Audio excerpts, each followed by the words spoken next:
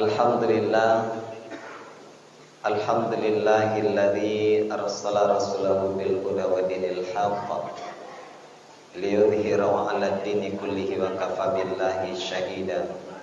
Asyhadu an la ilaha illallah wahdahu la syarika lah wa asyhadu anna Muhammadan abduhu wa rasuluh la nabiyya wa rasula ba'da.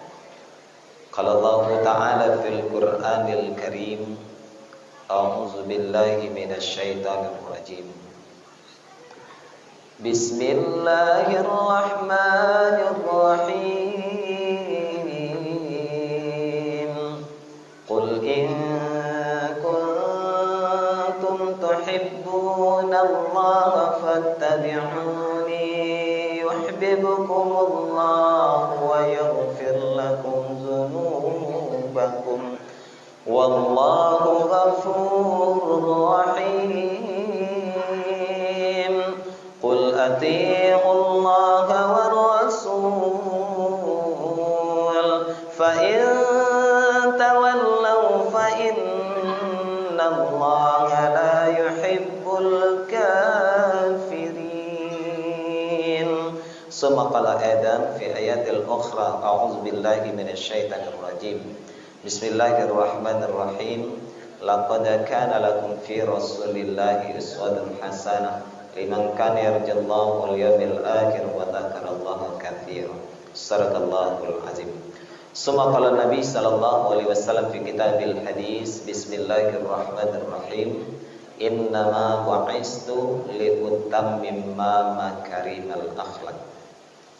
Yang sama-sama kita hormati tuan-tuan guru kita yang hadir bersama kita di malam hari yang berbahagia ini, yang sama-sama kita hormati dan muliakan para imam khatib kita, yang sama kita hormati dan muliakan aku Niniak Mama, alim ulama cadiat pandai surat dendang dalam negari bundokan duang impapeh ruhanan gadang. Umumnya hadirin wal hadirat sidang jamaah yang dimuliakan oleh Allah Subhanahu wa taala. Alhamdulillahirabbil alamin. Segala puja dan puji hanya milik Allah Subhanahu wa taala yang masih memberikan kekuatan iman dan Islam, yang masih memberikan kesempatan kepada kita semua sampai detik ini sehingga kita masih bisa berubudiyah, beribadah kepada Allah Subhanahu wa taala. Ini semua pasti karena kasih sayang Allah kepada kita, sehingga dengan rahman dan rahim Allah itu sampai detik ini kita masih bisa melanjutkan amalan-amalan kita guna untuk menambah pundi-pundi amal kebajikan kita di sisi Allah, dengan satu harapan Allah ridho dengan kita, sehingga dengan keridhaan Allah itu di yaumil mizan kelak, di hari timbangan, kita berharap amalan kebajikan kita lebih berat daripada timbangan amal keburukan kita. Jikalau perkara itu kita alami, insya Allah maka surga adalah tempat kembali kita dan dijauhkan dari neraka Allah. Maka teruslah kita menjadi pribadi yang bersyukur kepada Allah Subhanahu wa taala atas semua limpahan rahmat dan karunia yang Allah curahkan dalam kehidupan kita. Salam dan salam untuk junjungan kita Nabi Allah Muhammad sallallahu alaihi wasallam. Allahumma salli ala sayyidina Muhammad wa ala ali sayyidina Muhammad. Manusia terbaik yang dipilih oleh yang maha baik, menjadi contoh terbaik bagi orang-orang yang ingin pribadinya semakin hari semakin lebih baik. Dia adalah baginda Rasulullah sallallahu alaihi wasallam. Tidak ada manusia yang lebih baik kecuali baginda Rasulullah sallallahu alaihi wasallam. Makanya diutusnya Rasulullah itu menjadi uswatun hasanah, menjadi contoh teladan terbaik dalam kehidupan kita. Siapapun kita, apapun latar belakang pendidikan kita, status sosial kita, maka Nabi Muhammad sallallahu alaihi wasallam adalah teladan terbaik kita. Bapak Ibu hadirin sidang jemaah ba'da salat maghrib menjelang salat isya yang dimuliakan oleh Allah Subhanahu wa taala. Mumpung di bulan ini kita masih tengah berada di bulan kelahiran Rasulullah sallallahu alaihi wasallam, dari sejarah yang kita dengar dan kita baca. Maka oleh karena itu di malam hari yang berbahagia ini, menjelang masuknya waktu isya, insyaallah kita coba sampaikan tema kajian kita, mengenal pribadi Rasulullah untuk menumbuhkan cinta kita kepadanya. Bapak Ibu yang dimuliakan oleh Allah Subhanahu wa taala, Rasul itu adalah seorang yang sangat besar cintanya kepada kita umatnya. Termasuk kita-kita yang hadir ini, jamaah Masjid Agung ini, masyarakat Pasaman, Indonesia, siapapun kita dan dimanapun kita yang mengaku umatnya Nabi besar Muhammad sallallahu alaihi wasallam, maka Rasul pernah merindui kita dan besar cintanya kepada kita tiada terkira. Sering barangkali Bapak Ibu mendengar, kita semua sering mendengar bahwa cinta Rasulullah sallallahu alaihi wasallam itu banyak riwayat yang menjelaskan. Bahkan hingga detik-detik ketika beliau akan dipanggil oleh Allah, yang keluar dari untayan lisannya adalah ummati, ummati, ummati. Bahkan nanti ketika beliau dibangkitkan pertama sekali di yaumil akhir kelak, maka yang dia khawatirkan adalah kita umatnya. Lalu pertanyaannya sampai hari ini, sudahkah kita membalas cintanya Rasulullah sallallahu alaihi wasallam? Atau coba tanya di dalam hati kita masing-masing, benarkah di dalam hati kita ini ada rasa cinta kepada Rasulullah? Ada rasa rindu kepada Nabi kita Muhammad sallallahu alaihi wasallam? Itu yang tahu adalah diri kita masing-masing dan bisa merasakannya. Atau barangkali di setiap kita, ketika di lisan kita mengatakan cinta kepada Rasul, tapi di hati tidak ada rasa untuk baginda Rasulullah sallallahu alaihi wasallam, maka itu hanyalah cinta untuk penghias bibir belaka. Kenapa kita tidak tumbuh rasa cinta itu kepada Rasulullah? Barangkali salah satu penyebabnya karena kita tidak mengenal pribadinya secara utuh. Makanya dulu kan Bapak Ibu sering disampaikan kepada kita, ada sebuah ungkapan, tak kenal makanya tak sayang, tak sayang makanya tak cinta. Kenapa cinta tak muncul dalam hati kita? Karena kita tidak mengenal pribadinya Rasul. Di malam hari ini kita coba sampaikan seperti apa kita coba mengenal, mulai dari tampilan fisiknya Rasulullah sallallahu alaihi wasallam, akhlaknya yang sangat luar biasa, kebiasaannya ketika seorang diri, ketika bersama dengan keluarganya atau dengan bersama sahabatnya. Banyak sekali hadis-hadis yang menjelaskan tentang keagungan akhlaknya baginda Rasulullah sallallahu alaihi wasallam.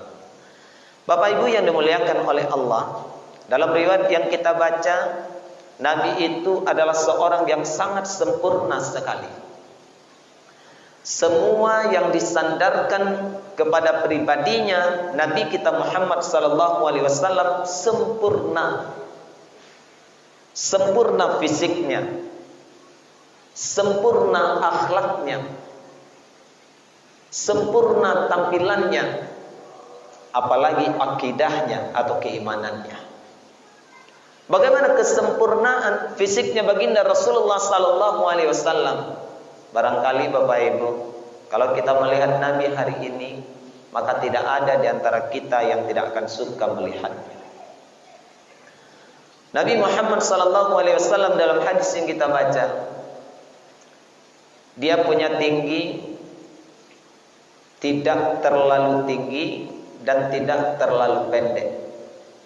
Tampilan fisiknya tidak terlalu tinggi, tidak terlalu pendek. Punya rambut dari atas, punya rambut tidak lurus dan tidak keriting. Abasa wae po kikirobo. Ndak lurus, ndak keritiang. Ikal, nah, bergelombang. Hitam mengkilat rambutnya. Punya alis mata yang tebal. Saya alis mata ko taba. Kemudian di antara alis matanya ini terlihat urat yang jelas di tengah-tengah itu, di antara alis matanya. Punya hidung yang mancung, jenggot yang lebat, giginya yang putih. Gigi Nabi itu putih, tetapi agak jarang seketek. Adik gigi Nabi itu ada jarangnya seketek, Pak. Tidak terlalu rapat. Itu dari hadis yang kita baca. Dia punya jenggot yang lebat. Ada mamanga jo janggu Ustaz Masri kan. Iko sarainya Ustaz, dek mamalkan sunnah itu kan. Jenggot Rasulullah sallallahu alaihi wasallam dalam riwayat itu lebat sekali. Kalau boleh kita istilahkan bagaikan lebah yang berayun. Maka ketika kita melihat sarang lebah, kalau lebah itu apa Ibu? Kalau mengari si kuah itu mengari saja, mengurannya membesawai. Maka ketika Rasulullah membaca ayat seolah-olah bagaikan lebah yang berayun, terlihat oleh sahabat Rasulullah sallallahu alaihi wasallam. Ketika dia berbicara, maka keluar cahaya dari lisannya. Jadi lidah Nabi itu bercahayu ketika mengecek. Bapak Ibu yang dimuliakan oleh Allah, tadi kita sampaikan di awal, semua yang ada pada diri Nabi itu sempurna dan penuh dengan kebaikan. Bahkan keringatnya Rasulullah sallallahu alaihi wasallam itu tiadalah berbau. Ya, keringat Nabi itu maksudnya tidak berbau busuk. Tetapi keringat Nabi itu harum bagaikan minyak misik, lebih harum daripada minyak kasturi. Pernah kita baca dalam satu riwayat, Nabi pernah beristirahat di rumah sahabatnya. Lalu karena di Jazirah Arab itu panas, ya, maka keluar keringatnya. Dan keringat Nabi itu dikumpulkan oleh sahabat Rasulullah sallallahu alaihi wasallam. Bako di kumpulan Ustaz, kita ulang bahwa semua yang melekat pada diri Nabi adalah keberkahan. Bahkan dahsyatnya Bapak Ibu, dalam hadis yang kita baca, ketika Nabi meludah pun, maka para sahabat itu berusaha untuk menampungnya. Begitu keberkahan yang ada pada diri Rasul. Salah satu keberkahan dari ludah Nabi Muhammad sallallahu alaihi wasallam itu ludah Nabi itu menjadi obat. Jadi ludah Nabi kok Pak Ibu menjadi obat. Kan ada riwayat ketika Rasul akan berhijrah, kemudian dia dikejar-kejar oleh musuh, kemudian bersembunyi di sebuah gua bersama dengan sahabat. Sahabat waktu itu bersama dengan Rasulullah di dalam gua, berusaha untuk menyelamatkan Nabi Muhammad SAW dari segala macam bentuk mara bahaya. Dipastikan oleh sahabat bahwa di dalam gua itu tidak ada sesuatu binatang pun yang akan menyengat Rasulullah. Ditutup segala lubang-lubang, maka masuklah sahabat dengan Rasul di dalamnya. Ternyata ada satu lubang, maka ditutup dengan jempol kaki sahabat. Ditutup, ternyata pada saat itu disengat kakinya oleh kalajengking. Diludahi oleh Nabi Muhammad SAW sembuh. Ludah Nabi obat, keringatnya harum. Beda dengan kita Bapak Ibu, ya. Ludah kita belum tentu obat, ya. Hanya dicubuan lah beko misalnya, do tetangga awak kena sange kan, abo bagi wak ludah lah. Puasa awak emang atotong beko, tambah menjadi beko Pak ya. Nabi semua yang melekat pada dirinya adalah kebaikan. Bapak Ibu yang dimuliakan oleh Allah Subhanahu wa taala, itu tampilan fisiknya Nabi. Dan Nabi punya badan yang kekar, ya. Badan Nabi itu kekar. Punya dada yang lebar. Di dadanya itu punya bahu yang lebar. Di dadanya Nabi sallallahu alaihi wasallam ditumbuhi dengan rambut tidak terlalu tebal. Ketika Nabi itu buka baju, maka kita akan melihat Bapak Ibu, kata para sahabat, di perut Nabi itu bagaikan batu bata yang disusur. Masya Allah, sempurna. Kalau bahasa kini sispek namanya Pak ya, rancak tampilan badan Nabi itu. Bapak Ibu yang dimuliakan oleh Allah Subhanahu wa taala, punya kekuatan lebih dahsyat dari kekuatan manusia biasa. Bahkan ada riwayat menjelaskan Nabi punya kekuatan 10 kali lipat lelaki dewasa. Maka oleh karena itu, semua yang ada pada diri Nabi adalah kebaikan dan kesempurnaan. Itu tampilan fisik Nabi. Bahkan ada seorang sahabat yang mengungkapkan bahwa aku pernah melihat wajah Nabi itu di bawah rembulan, di bawah cahaya rembulan. Maksudnya di malam bulan purnama, malam bulan sampai balik itu sedang rancak-rancaknya, Bu. Maka ketika aku tatap rembulan, lalu aku tatap wajah Nabi. Sungguh wajah Nabi jauh lebih indah daripada cahaya rembulan itu. Begitu sempurnanya tampilan fisik Nabi sallallahu alaihi wasallam. Apalagi akhlaknya baginda Rasul, sehingga dia pun mengungkapkan bahwa innama bu'istu li utammim ma makarimal akhlak. Sesungguhnya aku ini diutus adalah untuk menyempurnakan akhlak. Kita yang mengaku sebagai umatnya Nabi Muhammad sallallahu alaihi wasallam sudah harus mencontoh dan meneladani seluruh sisi kehidupan akhlaknya baginda Rasulullah sallallahu alaihi wasallam. Kita lihat kebiasaan Nabi. Kadang Bapak Ibu, kebiasaan Nabi yang dilakukan setiap hari terlihat ringan dan sederhana. Tapi ketika kita mengamalkan perkara itu, banyak kebaikan yang akan kita peroleh dalam kehidupan kita. Bagaimana Nabi dengan keluarganya, Nabi dengan istrinya, bagaimana Rasulullah sallallahu alaihi wasallam memperlakukan pasangannya. Makanya dalam satu ungkapan beliau, dia menyatakan, jikalau ada kebaikan pada diri seseorang itu, maka siapa yang paling berhak untuk menerimanya? Itu adalah keluarganya. Bahasawanya, adu kebaikan yang ada dalam diri kita, maka orang yang pertama sekali berhak menerimanya adalah keluarga kita. Bapak Ibu yang dimuliakan oleh Allah Subhanahu wa taala, Nabi punya kebiasaan yang sangat luar biasa sekali, menunjukkan sikap romantis kalau bahasa kininya dengan keluarganya. Kita tanya, kita di rumah makannya sendiri-sendiri atau bersama-sama Bapak Ibu? Kalau ibu makan di rumah bersama atau surang-surang? Surang-surang. Lai bahasa suwoan Pak? Bahasa suwoan atau suwok-surang Bu? Suwok-surang. Kalau dulu lagi Pak ya. Waktu muda-muda dulu lagi kan. Bapak Ibu yang dimuliakan oleh Allah, kebiasaan Nabi itu sederhana, tapi sangat besar faedahnya dan manfaatnya untuk kita. Kita baca kebiasaan Rasulullah sallallahu alaihi wasallam, Nabi punya kebiasaan menyuapi istrinya, menyuapi anak-anaknya, menyuapi cucunya. Ini kebiasaan Rasul. Dan istrinya pun menyuapi suaminya. Ya. Sederhana, ringan dikerjakan, tapi ketika itu tidak terbiasa kita karajokan dalam hidup berumah tangga, maka ini akan merasa canggung kita untuk melakukannya. Sederhana, tapi akan memberikan dampak yang sangat luar biasa di dalam kehidupan kita berumah tangga. Ketika pasangan melakukan perkara apa yang dicontohkan oleh Rasulullah sallallahu alaihi wasallam, maksudnya pasangan suami istri melakukan apa yang dicontohkan oleh Rasulullah sallallahu alaihi wasallam, ini akan terasa nilai kasih sayang itu semakin erat dan semakin kuat di dalam rumah tangga. Sahabat Bapak Ibu, hidup berumah tangga itu kita belum seberapa pengalaman kita. Jauh pengalaman Bapak Ibu dari Ambo. Tapi sering kita baca Bapak Ibu bahwa kebanyakan orang hidup berumah tangga itu ibarat memakan tabu.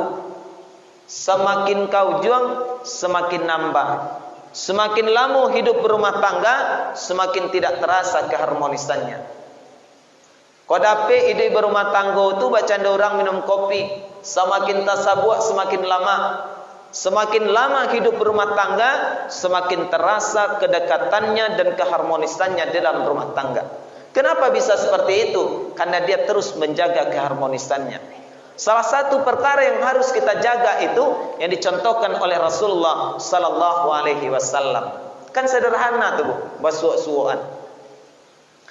Bapak Ibu yang dimuliakan oleh Allah Subhanahu wa taala, itu yang pertama. Kebiasaan Rasulullah sallallahu alaihi wasallam. Yang kedua, kebiasaan Nabi itu ketika dia keluar rumah, maka dia sering bergandengan tangan. Bapaci-paci tangan, babimbiang tangan bahasa Awaknya. Nabi ketika keluar rumah sering bergandengan tangan. Maka tatkala bergandengan tangan itu bukan dengan istrinya saja, bukan dengan pasangannya saja. Bahkan dalam riwayat yang kita baca, sahabat-sahabat pun senang menggandeng tangannya Rasulullah sallallahu alaihi wasallam. Maka ini bisa kita amalkan dalam kehidupan kita. Ketika kita menjabat tangan saudara kita, maksudnya sebatas yang mahram atau sejenis dengan kita, maksudnya bukan orang-orang yang bukan mahram kita, nah itu beda lagi kasusnya. Bapak Ibu yang dimuliakan Allah, ketika kita menjabat tangan saudara kita, maka di saat itu ada pengampunan dari Allah Subhanahu wa taala. Sama dengan awak basalam Bapak Ibu. Dalam riwayat yang kita baca, ketika kita bersalaman dengan saudara kita, kan disunahkan menggoyang-goyangkan, ya, karena di sana dosa-dosa kita akan berguguran. Begitulah riwayat yang kita baca. Maka Bapak Ibu yang dimuliakan oleh Allah, ini kebiasaan Nabi Muhammad sallallahu alaihi wasallam yang bisa kita amalkan. Jadi dari kini ke depannya Bapak Ibu bisa saja mengamalkan. Mengamalkan perkara yang sederhana seperti itu menumbuhkan rasa cinta kita kepada pasangan kita semakin kuat. Dan di samping itu, di samping rasoko semakin kuat dan akan terjaga secara kontinu, maka kita juga akan mendapatkan nilai pahala di sisi Allah Subhanahu wa taala.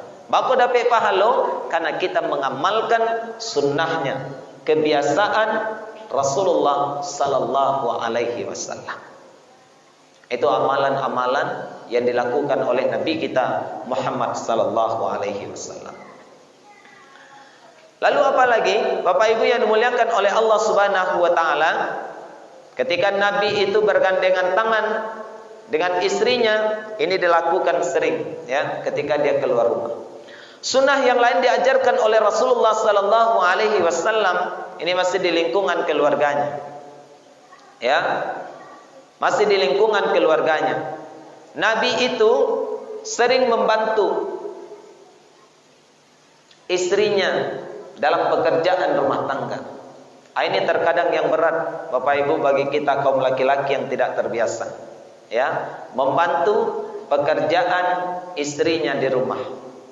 Kok membantu memasak, kok menyapu rumah, pokoknya pekerjaan di rumah tangga itu.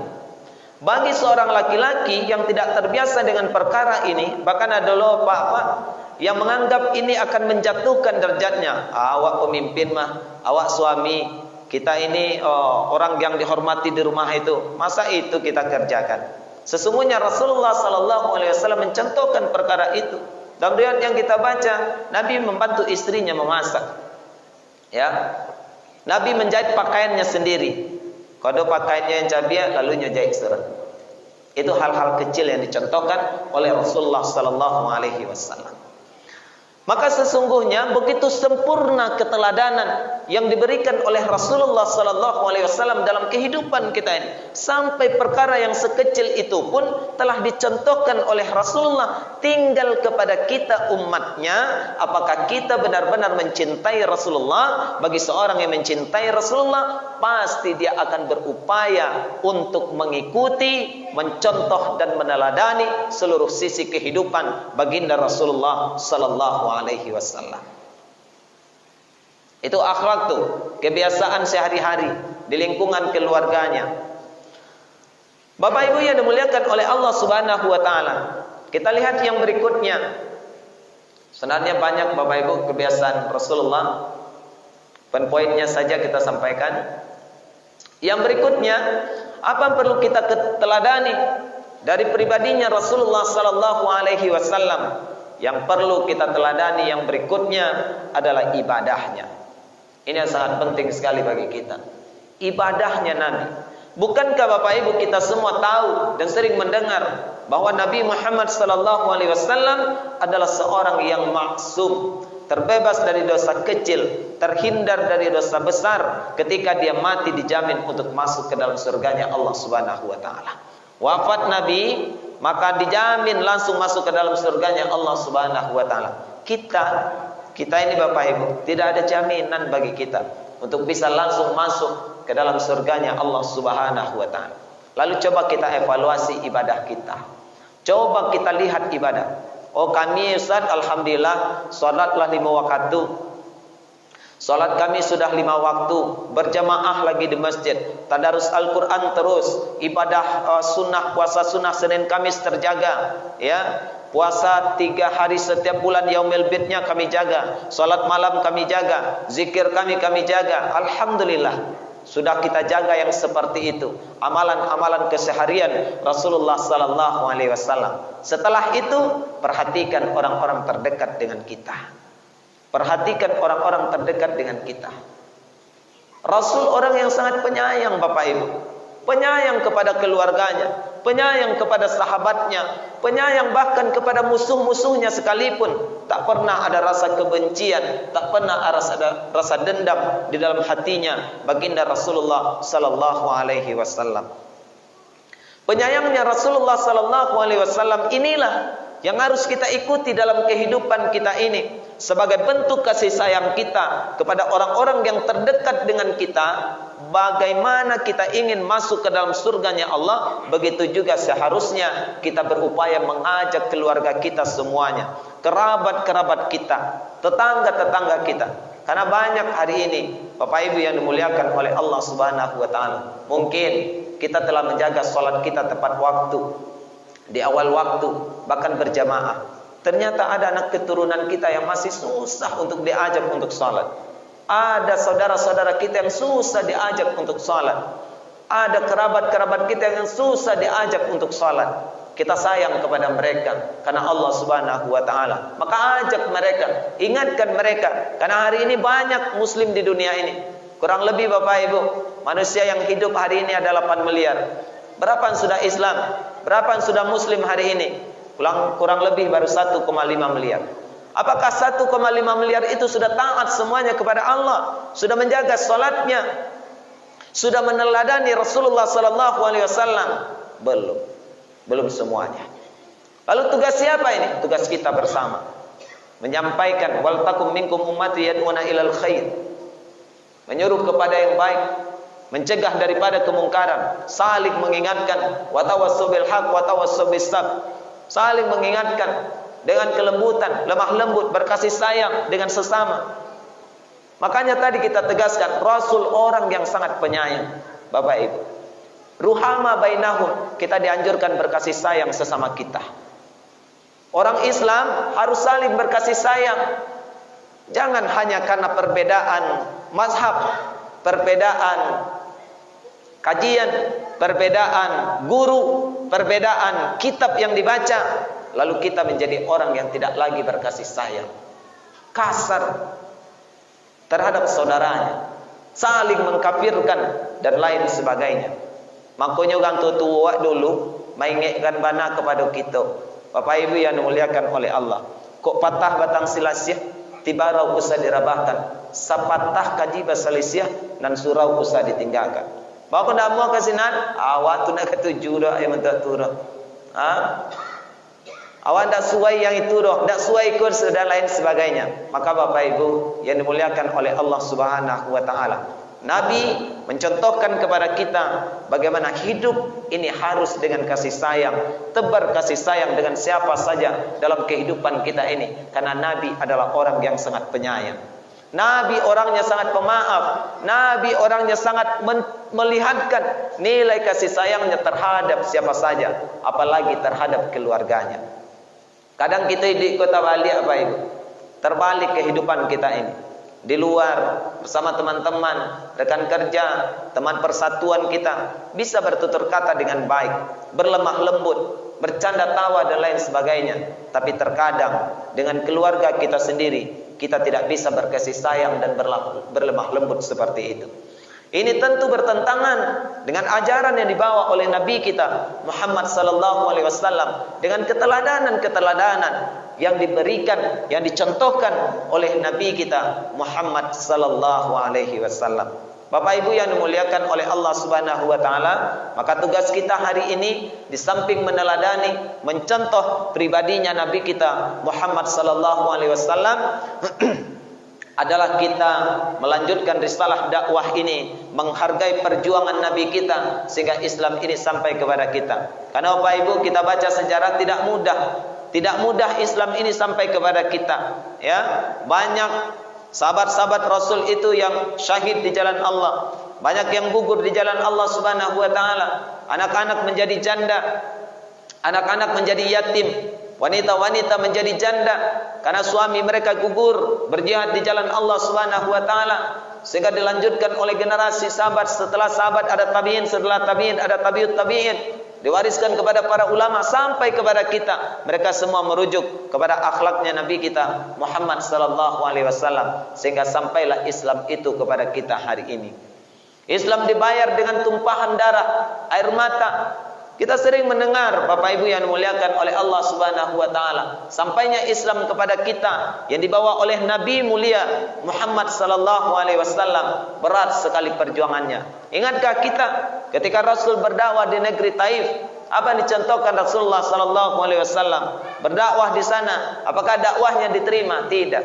Diusir dari negeri Taif itu. Dilempari Rasulullah sallallahu alaihi wasallam, sampai kepada anak-anak kecil pun ikut mengusirnya. Tapi lihat akhlaknya Rasulullah sallallahu alaihi wasallam. Berdarah pelipisnya, patah giginya, tapi Nabi tidak memunculkan kemurkaannya kepada penduduk Taif. Padahal malaikat Allah menawarkan, "Ya Muhammad, angkat kedua tanganmu, angkat ke langit, berdoalah, minta kepada Tuhan, minta kepada Allah Subhanahu wa taala, akan kami benturkan kedua bukit ini sehingga hancurlah penduduk Taif ini." Kata Nabi Muhammad, tidak. Karena Nabi Muhammad alam nasrah laka sadr, diberi kelapangan dalam dadanya, diberi sifat pemaaf. Ini yang harus kita teladani dalam kehidupan kita. Tidak boleh ada dendam, tidak boleh ada iri, tidak boleh ada kebencian, karena semua itu akan membuat kita semakin hari semakin terpecah belah dalam kehidupan ini.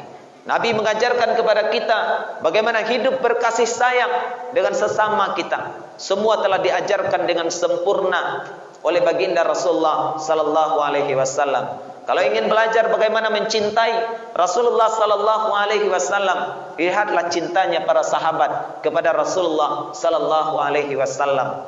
Mereka korbankan hartanya demi agama Allah ini karena kecintaan kepada Allah dan Rasulnya.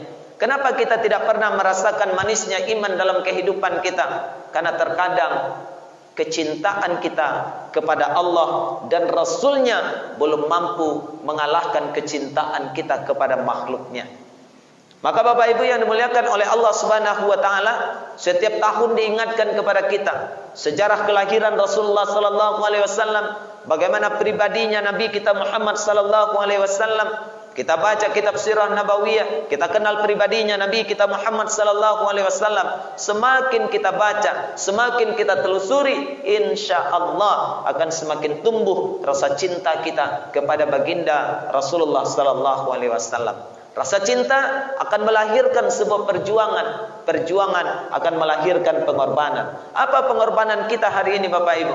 Kita tidak akan berjuang melawan anak panah seperti Rasulullah sallallahu alaihi wasallam. Kita tidak berjuang lagi seperti apa yang dilakukan oleh Nabi, mengangkat pedangnya di medan pertempuran, tidak. Tapi barangkali kita berjuang hari ini menaklukkan diri kita, melawan hawa nafsu untuk menjauhkan dari semua perkara yang dilarang oleh Allah Subhanahu wa taala. Mungkin kita harus berjuang bangun di 2/3 malam, berdingin-dingin kita, ya, melawan rasa kantuk kita untuk menggapai cintanya Allah dan cintanya Rasulullah sallallahu alaihi wasallam. Mungkin kita harus berjuang di tengah kesibukan kita. Kita tinggalkan seluruh aktivitas kita ketika datang waktunya untuk berubudiyah kepada Allah Subhanahu wa taala. Semua telah dicontohkan oleh Rasul Nabi Muhammad sallallahu alaihi wasallam, sempurna ibadahnya. Bukankah dalam satu riwayat yang masyhur yang disampaikan oleh istri baginda Rasulullah sallallahu alaihi wasallam, Siti Aisyah radhiyallahu anha, apa kata beliau ketika Rasul sallallahu alaihi wasallam melaksanakan ibadah salat? Riwayat itu menjelaskan sampai kakinya bengkak, lamanya berdiri membaca ayat-ayat Allah Subhanahu wa taala. Lalu ketika ditanya oleh istrinya, "Kenapa ya junjunganku ya Rasulullah? Kenapa engkau beribadah sedemikian rupa? Bukankah engkau telah dijamin untuk masuk dalam surganya Allah?" Jawaban yang indah disampaikan oleh Rasulullah, "Tidakkah boleh aku menjadi seorang hamba yang bersyukur kepada Allah Subhanahu wa taala?" Semangat ibadah dan tinggi, kekuatan ibadah, kekuatan iman dan tauhidnya kepada Allah Subhanahu wa taala menjadikan beliau suri tauladan yang sempurna di dalam kehidupan kita ini. Makanya apa ya saja yang ada pada diri Rasulullah sallallahu alaihi wasallam semuanya adalah bentuk kebaikan. Tinggal kepada kita semakin besar rasa cinta seseorang kepada Rasulullah sallallahu alaihi wasallam, maka akan semakin berusaha dia untuk mencontoh, meneladani seluruh sisi kehidupan Rasulullah sallallahu alaihi wasallam. Apapun itu yang melekat pada diri Nabi kita, ibadahnya, akhlaknya, cara dia berkeluarga, cara dia memperlakukan orang-orang yang terdekat dengannya, maka sesungguhnya semua itu akan menjadikan kita semakin cinta dengan Nabi kita Muhammad sallallahu alaihi wasallam. Bapak Ibu yang dimuliakan oleh Allah Subhanahu wa taala, terakhir kita sampaikan besarnya cinta sahabat Rasulullah sallallahu alaihi wasallam kepada baginda Nabi kita Muhammad sallallahu alaihi wasallam. Dalam satu riwayat di akhir-akhir kehidupan beliau, pada khutbah terakhirnya pada saat Haji Wada, dia menyampaikan kepada para sahabatnya. Di saat itu beliau berkhutbah, "Hari ini aku ingin sampaikan kepada kalian, sudahkah aku sampaikan bahwa tidak ada ilah yang berhak diibadahi kecuali hanya Allah Subhanahu wa taala? Sudah. Jagalah orang-orang lemah di antara kalian, anak-anak yatim. Jangan kalian memakan harta saudara kalian dengan cara yang batil. Sesungguhnya diri dan harta kalian adalah haram terhadap saudara kalian. Begitu juga sebaliknya." Maksudnya jikalau kita mengambilnya dengan cara yang batil. "Sebelum aku kembali menghadap kepada Allah Subhanahu wa taala, aku ingin menyelesaikan seluruh perkara kehidupanku di atas dunia ini. Jikalau ada selama ini aku masih punya hutang kepada kalian, maka hari ini tagihlah hutang itu. Aku tidak ingin kembali kepada Allah dalam keadaan membawa hutang." Para sahabat saat itu, Bapak Ibu, dia membisu. Tidak satu orang pun berani berkata-kata. Bahkan di antara sahabat ada yang bergumam, "Ya Rasulullah, tidak mungkin engkau berhutang kepada kami. Kamilah yang sering berhutang kepadamu." Di tengah keheningan itu berdirilah seseorang dari arah belakang barisan sahabat itu. Dia berdiri lalu dia angkat tangannya, "Ya Rasulullah, aku ingin menyampaikan sesuatu kepadamu. Pada saat dulu kita perang Uhud, aku berada di belakang tungganganmu. Lalu ketika engkau akan mencambuk, maka cambuk itu mengenai dadaku. Kalau engkau menganggap itu adalah hutang, hari ini aku ingin engkau menyelesaikannya." Kata Rasul, "Ya, nah, itu adalah hutang. Selesaikan." Diperintahkan sahabat untuk mencari cambuk. Singkat cerita dibawakan kepada sahabat itu. Dia nama adalah Ukasah, Sayyidina Ukasah. Lalu kata Ukasah, "Ya Rasulullah, pada saat itu aku tidak menggunakan baju. Pada saat itu aku tidak menggunakan baju. Supaya setimpal nih, ya, supaya imbang nih, engkau buka bajumu ya Rasulullah." Mendengar itu para sahabat geram melihat tingkahnya Sayyidina Ukasah. Maka berdirilah Abu Bakar As-Siddiq, berdirilah Sayyidina Umar. Kata Sayyidina Umar yang kita kenal dengan sebutan singa padang pasir, dia tarik pedangnya lalu dia angkat. Hari ini saksikanlah wahai manusia, tidak ada satu orang pun yang boleh menyakiti dan menyentuh Rasulullah sallallahu alaihi wasallam. Kalau ada satu orang pun yang berani menyakiti Rasulullah, akan aku penggal kepalanya. Begitu kata Sayyidina Umar. Lalu kata Rasul dengan senyuman khasnya dia nyatakan, "Wahai Sayyidina Umar, ini bukan urusanmu, ini urusanku dengan Ukasah. Duduklah." Terakhir datang dua anak kecil yang menarik-narik tangannya Sayyidina Ukasah. Dia tarik tangannya, "Paman, jangan engkau sakiti kakek kami. Sesungguhnya di dalam diri kami mengalir darahnya. Ketika engkau menyakitinya maka sama saja. Ketika engkau menyakiti memukul kami, maka sama saja menyakiti kakek kami. Maka pukul kami saja ya paman." Kata Rasulullah, "Doi cucu-cucu kesayanganku, ini bukan urusan kalian. Ini urusan paman Ukasah dengan kakekmu ini." Singkat cerita, lalu disuruh menyingkir cucunya. Maka apa yang dilakukan oleh Sayyidina Ukasah? Kata Sayyidina Ukasah, dia semakin mendekat kepada Rasulullah, lalu dia berlari. Kata Rasul, "Wahai Ukasah, segerakan, jangan sampai Allah dan Rasul memurka kepadamu." Maka apakah Sayyidina Ukasah mencambuk Rasulullah? Tidak.